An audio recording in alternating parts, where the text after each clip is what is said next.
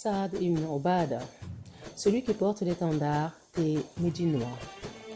On ne peut évoquer Saad ibn Muaz sans évoquer Saad ibn Obada, car ils représentaient à eux deux les habitants de Médine. En effet, Saad ibn Muaz était le chef des Haus, alors que Saad ibn Obada était celui de Khazraj. Tous deux s'étaient convertis tôt à l'islam.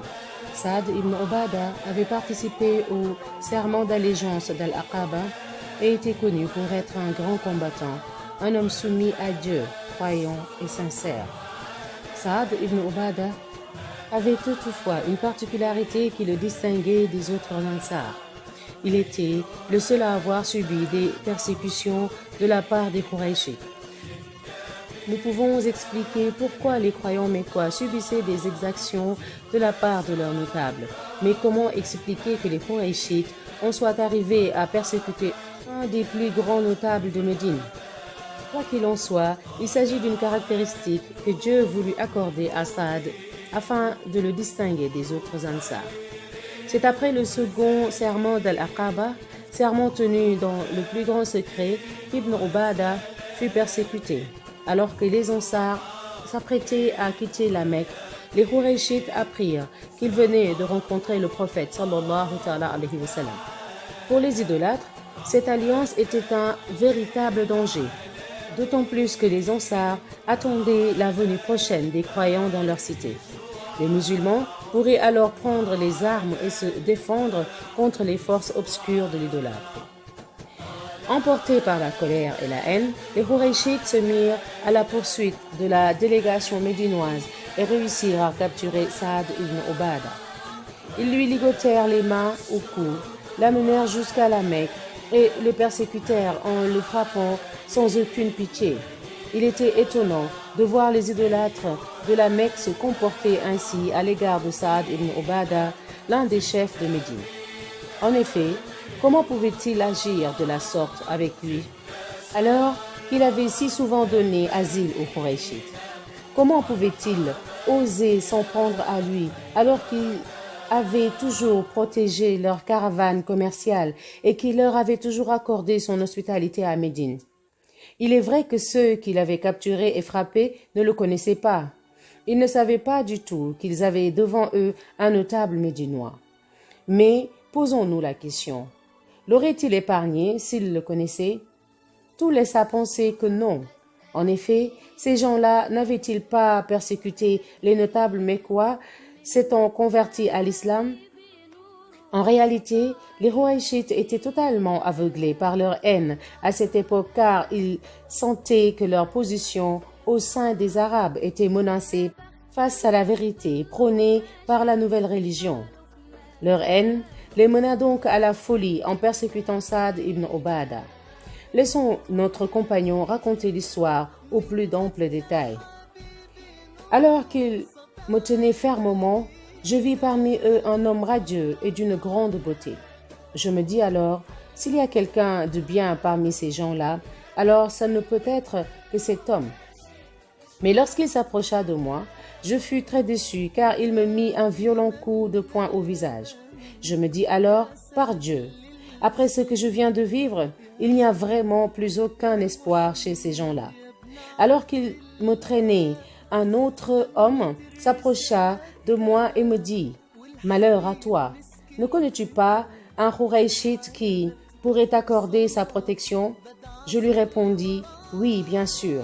J'ai toujours accordé ma protection aux commerçants travaillant pour le compte de Jubair ibn Mut'im. J'accordais aussi ma protection à Al-Harith ibn Harb ibn Umayya. Lorsqu'ils venaient à Médine, je garantissais leur sécurité. » L'homme me dit alors, « Écoute donc mon conseil et appelle ces deux hommes à haute voix. Dis ouvertement qu'il y a entre toi et eux un accord de protection réciproque. » Je me mis alors à crier leur nom et l'homme se rendit sans tarder auprès des deux Qurayshites. Il leur expliqua qu'un homme de Khazraj était en ce moment même torturé et qu'il les appelait à l'aide. Il souligna que l'homme en question prétendait qu'il y avait un pacte de protection entre eux. Les deux Mécois lui demandèrent alors son nom. L'homme répondit qu'il s'agissait de Saad ibn Obada. Sans hésiter, un instant, ils dirent « Cet homme dit vrai ». Ils vinrent ensuite à mon secours pour me délivrer. Après cette rude épreuve, Saad ibn Obada quitta la Mecque pour se retourner à Médine. Son expérience lui avait permis de comprendre à quel point les Qurayshites pouvaient se montrer cruels et odieux à l'égard des gens sans défense. Ces idolâtres persécutaient des innocents qui ne faisaient que prêcher le bien, la vérité et la paix. Cette haine des Qurayshites motiva ainsi notre compagnon à soutenir jusqu'à son dernier souffle le messager de Dieu, sallallahu ta'ala alayhi wa sallam, ses compagnons et l'islam. Quelques jours plus tard, les croyants arrivèrent à Médine. Saad ibn Obada décida alors de mettre toute sa fortune à leur service. Notre compagnon était un homme naturellement et même héréditairement généreux. Il était le fils de Obada ibn Dulaym ibn Haritha, dont la générosité était très connue chez les Arabes à l'époque pré-islamique. Quant à la générosité de son fils Saad, elle allait à son tour battre tous les records jusqu'à devenir une preuve irréfutable de sa foi inébranlable. Les biographes parlent de sa générosité en ces termes. Saad avait l'habitude d'envoyer au prophète alayhi salatu wassalam, lorsqu'il se trouvait auprès de l'une de ses épouses, une grande écuelle de nourriture. Il rapporte aussi que les Ansars avaient pour l'habitude d'inviter à manger 1 à 3 émigrés musulmans, tandis que Saad en invitait 80. Cela explique pourquoi Saad demandait souvent à Dieu de lui offrir davantage de biens et de subsistance. Il invoquait Dieu en disant « Ô Seigneur, je te demande de m'accorder beaucoup de biens. Tu sais, je ne peux me contenter de quelques biens seulement. C'est pourquoi il fut digne de recevoir cette invocation du prophète sallallahu alayhi wa sallam. Ô Seigneur, fais que tes bénédictions et ta miséricorde accompagnent la famille de Saad ibn Obada. Mais Saad n'était pas seulement un homme généreux. Il était aussi un combattant habile et expérimenté. Il était un modèle en termes de sacrifice sur le champ de bataille. Ibn Abbas rapporte d'ailleurs que lorsque le messager de Dieu sallallahu ta'ala alayhi wa sallam sortait en campagne, il avait 2 étendards.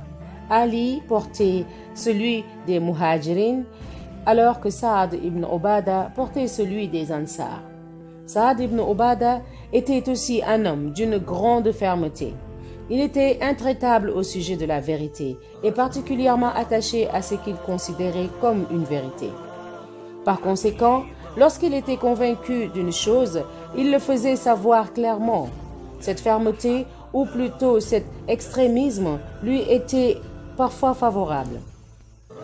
Lors de la libération de la Mecque, par exemple, le messager de Dieu, sallallahu alayhi wa sallam, le mit à la tête d'un détachement de l'armée musulmane. C'est alors qu'eut lieu un incident. En arrivant aux alentours de la Mecque, il cria « Aujourd'hui, c'est le jour de l'épopée. Aujourd'hui, le sacré sera permis. » En entendant ces propos, Omar se rendit précipitamment auprès du messager de Dieu, sallallahu alayhi wa sallam, et lui rapporta les paroles de Saad. Il dit ensuite, « Ô messager de Dieu, on ne peut garantir qu'il agira pacifiquement avec les Qurayshites. » Le messager de Dieu, alayhi salatu wassalam, ordonna alors à Ali de le rattraper et de le remplacer dans le commandement. L'attitude de Saad tenait du fait qu'il s'était rappelé des persécutions subies par les croyants à la Mecque ainsi que les batailles menées contre eux par les Qurayshites. Il se rappelait ainsi qu'ils avaient été persécutés uniquement car ils disent « Il n'y a de Dieu que Dieu ». Sa fermeté l'incita alors à se réjouir du sort des Qurayshites et de les menacer en ce jour exceptionnel. C'est cette même fermeté, voire cet extrémisme, qui explique sa célèbre position lors de la réunion s'étant tenue dans la Saqifa des Bani Sa'ida. Le jour de la mort du prophète, sallallahu ta'ala alayhi wa sallam, les Ansar s'étaient réunis en ce lieu pour choisir parmi eux le successeur du messager de Dieu, alayhi salatu wa sallam. Comme succéder au prophète, sallallahu alayhi wa sallam, était un grand honneur dans ce bas monde et dans l'au-delà, les Ansar voulurent s'approprier ce poste prestigieux. Mais pendant sa maladie, le messager de Dieu, sallallahu ta'ala alayhi wa sallam, avait choisi Abu Bakr pour diriger la prière. Pour les compagnons, il s'agissait là d'un signe parmi d'autres qui exprimait la volonté du prophète sallallahu alayhi wa sallam de faire d'Abu Bakr son successeur. Abu Bakr, qui l'avait accompagné toute sa vie, avait marqué les esprits des compagnons, d'autant plus qu'il avait été son compagnon dans la grotte. Les compagnons déduisaient donc qu'Abu Bakr était celui qui méritait le plus d'être le successeur du prophète sallallahu alayhi wa sallam. Omar défendait cet avis alors que Saad ibn Ubada s'attachait à sa position en affirmant qu'un des leurs devait devenir calife. De nombreux compagnons lui reprocheront son attitude et critiqueront sa position avant de la rejeter. Mais par son attitude, Saad ibn Ubada était sincère et naturel. Son attitude était due à son tempérament. Comme nous l'avons expliqué, il était très attaché à ses convictions, parlait très franchement et très directement. Un autre épisode confirme cette nature chez lui, c'est son attitude envers le messager de Dieu, sallallahu alayhi wa sallam, après la bataille de Hunayn. Après la bataille, le prophète sallallahu alayhi wa sallam se mit à distribuer le butin de guerre aux musulmans. Lors du partage, il accorda une attention particulière à ceux dont les cœurs étaient à gagner à l'islam. Ces derniers étaient les notables fraîchement convertis à l'islam. Le messager de Dieu, alayhi salatu wa sallam, voulait les encourager à s'accrocher à l'islam. Il avait aussi réservé une part particulière aux plus démunis parmi les combattants. Quant à ceux qui étaient profondément croyants, le prophète, sallallahu alayhi wa sallam, les livra à leur foi et ne leur réserva aucune part de butin. Mais recevoir un don du messager de Dieu, sallallahu alayhi wa sallam, aussi moindre soit-il, était en soi un grand honneur dont chaque croyant souhaitait profiter coûte que coûte. Par ailleurs, le butin de guerre représentait un revenu important pour les croyants, un revenu sur lequel ils comptaient beaucoup pour vivre. Les Ansar se demandèrent alors avec amertume pourquoi le messager de Dieu, sallallahu alayhi wa sallam, ne leur avait pas donné leur part du butin. Le poète ansarite Hassan ibn Thabit dira dans un long poème: Et rends-toi auprès du messager de Dieu et dis: Ô toi le plus loyal, pour les croyants et tous les hommes qu'on peut compter, pourquoi Sulaim, qui sont des étrangers, sont-ils invités avant les hommes qui ont abrité et secouru? Dieu les appelait les Ansar à cause de leur secours apporté à la religion de la guider pendant que la guerre intermittente éclatait et faisait rage. Ils se sont empressés dans le chemin de Dieu et ont tenu ferme dans les malheurs sans se montrer lâches ni gênés. À travers ces vers, Hassan ibn Thabit exprimait la gêne que ressentaient les Ansar du fait que le messager de Dieu, sallallahu alayhi wa sallam, avait octroyé des dons à certains compagnons sans rien leur donner. Saad ibn Ubada, fidèle à sa nature claire et franche, voulut faire part directement au messager de Dieu, alayhi salatu wa sallam, du mécontentement des Ansar. Il se dirigea alors précipitamment auprès de lui et dit: Ô messager de Dieu, les Ansar te reprochent la manière dont tu as partagé le butin. Tu en as donné des parts aux hommes de ton peuple et tu as offert beaucoup de cadeaux aux tribus arabes. Mais eux n'ont rien reçu. C'est ainsi que s'exprimant cet homme à la parole très directe. Il dit clairement tout ce qu'il pensait, lui ainsi que sa tribu. Il présenta une image claire de la situation. Le messager de Dieu, sallallahu alayhi wa sallam, lui demanda alors: Et toi, Saad, que penses-tu de tout cela? En d'autres termes, il lui demanda son avis personnel sur la question. Fidèle à sa franchise, Saad lui répondit: Je fais partie de mon peuple. Le prophète, sallallahu alayhi wa sallam, lui dit ensuite: Rassemble donc ton peuple dans cet abri. Il nous faut maintenant suivre l'histoire jusqu'à sa fin, car elle est vraiment exceptionnelle et sublime. Saad rassembla donc sa tribu, les Ansar. Le messager de Dieu, sallallahu alayhi wa sallam, les rejoignit et scruta leur visage qui laissait apparaître la tristesse. Plein de compassion, il leur fit un sourire et dit: « Ô assemblée des Ansar, que signifie cette nouvelle qu'on m'a rapportée à votre sujet? Ne vous ai-je pas trouvé dans l'erreur et Dieu vous a guidé? N'étiez-vous pas des pauvres et Dieu vous a enrichis? N'étiez-vous pas des ennemis et Dieu a rétabli la bonne entente entre vos cœurs? » Les Ansar dirent: « Oui, Dieu et son messager nous ont comblés de faveurs. » Puis il dit: « Qu'est-ce qui vous empêche de me répondre, ô assemblée des Ansar? » Les Ansar dirent: « Que te répondre, ô messager de Dieu? Dieu et son messager nous ont comblés de faveurs. » Le prophète sallallahu alayhi wa sallam dit de nouveau: « Par Dieu, vous pourriez répondre en toute honnêteté si vous disiez: tu es venu à nous alors que d'autres te traitaient de menteur et te rejetaient, et nous avons cru en toi et nous t'avons soutenu. Tu as été banni et nous t'avons accordé l'asile. Tu étais pauvre et nous avons subvenu à tes besoins. » Ô assemblée des Ansar, avez-vous éprouvé dans vos cœurs de l'affliction parce que j'ai accordé à des gens des biens vains de ce monde pour attacher leur cœur et favoriser leur soumission à Dieu, contrairement à vous que je savais déjà entièrement attachés à l'islam? N'êtes-vous pas satisfaits, ô assemblée des Ansar, de revenir dans vos demeures en compagnie du messager de Dieu, alors que les gens rentreront chez eux avec des brebis et des chameaux? Celui qui tient mon âme entre ses mains, si l'émigration n'avait pas eu lieu par décret divin, j'aurais été un des Ansar. Si les gens s'engageaient dans une vallée et que les Ansar s'engageaient dans une autre, je suivrai les Ansar.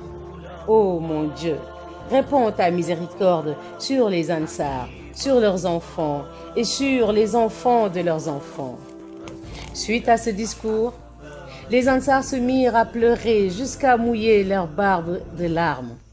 Les paroles du prophète sallallahu alayhi wa sallam les avaient profondément touchés et bousculés. Ils s'écrièrent alors tous, y compris Saad ibn Obada: « Oui, nous sommes satisfaits d'avoir comme part le messager de Dieu sallallahu alayhi wa sallam. » Pendant les premiers jours de gouvernance du prince des croyants Omar, Saad se rendit auprès de lui et lui dit franchement: « Ton compagnon Abu Bakr nous était certes plus cher que toi. Par Dieu, je commence à abhorrer ton visage. » Omar lui répondit calmement: « Il est bon de déménager lorsqu'on déteste son voisin. » Saad lui dit: « Je vais certes déménager et partir habiter dans le voisinage de quelqu'un de meilleur que toi. » À travers ses propos, Saad ne cherchait pas à assouvir une colère ou à exprimer une haine. En effet, il était impossible qu'un individu qui avait clairement décidé d'accepter d'avoir comme part le messager de Dieu, sallallahu alayhi wa sallam, refuse d'être l'allié d'un homme comme Omar, qui avait toujours joui du respect et de l'amour du prophète, sallallahu alayhi wa sallam. Saad comptait parmi les compagnons qualifiés par le Coran de miséricordieux entre eux. Il appréhendait donc que des circonstances puissent entraîner une discorde entre lui et le prince des croyants, une discorde qu'il ne souhaitait pas vivre à nouveau. Par conséquent, il préféra partir pour le Cham. Mais lorsqu'il arriva sur les terres de Houran, son âme quitta ce monde pour finalement s'installer dans le voisinage de son Créateur miséricordieux. La prochaine lecture se fera sur le récit de Osama ibn Zayd, le bien-aimé et le fils du bien-aimé, Inch'Allah.